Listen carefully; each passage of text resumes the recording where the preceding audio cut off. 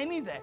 और एक और बड़ी खबर आ रही है, भारत के हॉर्पी ड्रोन से पाक के एयर डिफेंस सिस्टम पर हमला किया गया है। भारत ऑन कर रहा है कि भारत ने एयर डिफेंस सिस्टम को निस्तेनाबूद किया है। पाकिस्तान के एयर डिफेंस सिस्टम को हमने नाकाम किया है। एयर डिफेंस सिस्टम को पूरी तरह से नाकाम किया है भारत ने। इजराइल में बने हॉर्पी ड्रोन से एयर डिफेंस सिस्टम को उड़ाया गया है। पूरी तरह से भारत ने बड़ी कार्रवाई करी है। जवाबी कार्रवाई भारत की बहुत बड़ी थी। लाहौर में एयर डिफेंस सिस्टम को समाप्त कर दिया गया है। भारत की सैन्य ताकत पर हमला करने, आघात करने का प्रयास किया कल रात पाकिस्तान ने। भारत ने उस हमले को न्यूट्रलाइज किया S-400 के थ्रू।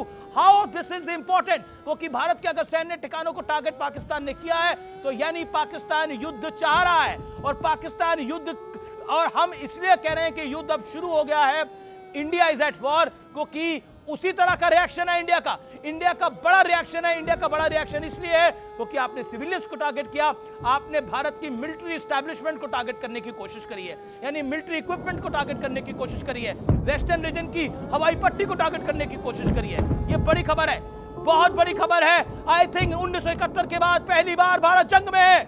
1971 के बाद, 1971 के बाद भारत पहली बार 54 साल में जंग में चला गया है।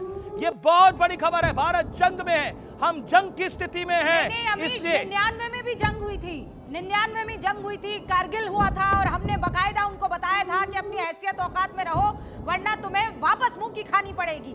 तो हाँ, 71 में हम लोग पाकिस्तान पहुंच गए थे। 71 में जाकर हमने लाहौर में बकायदा चौकी में जाकर 71 में कन्वेंशनल वॉर था।